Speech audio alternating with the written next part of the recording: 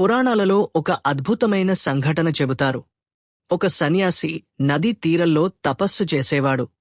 ప్రతిరోజు గంగలో స్నానం చేసి జపంలో మునిగిపోతుండేవాడు. ఆ గంగలో ఒక భయంకరమైన మకరము అంటే పెద్ద క్రోకడైల్ ఉండేది. గ్రామస్థులు ఆ నదిలోకి దిగడానికి కూడా చాలా భయపడేవారు. కాని ఆశ్చర్యం ఏమిటంటే ఆ సన్యాసి స్నానం చేసినా, ధ్యానం చేసినా ఆ మకరము ఎప్పుడూ అతనిని హింసించలేదు. ఒకరోజు గ్రామస్థులు ఆశ్చర్యపడి సన్యాసిని అడిగారు, స్వామీ, మేమంతా ఈ మకరానికే భయపడుతున్నాం, కాని ఇది మిమ్మల్ని ఎందుకు తినడం లేదు?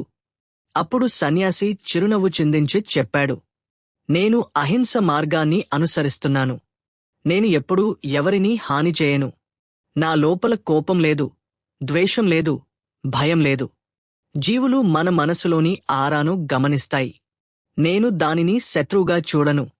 అది నన్ను ఆహారంగా చూడదు,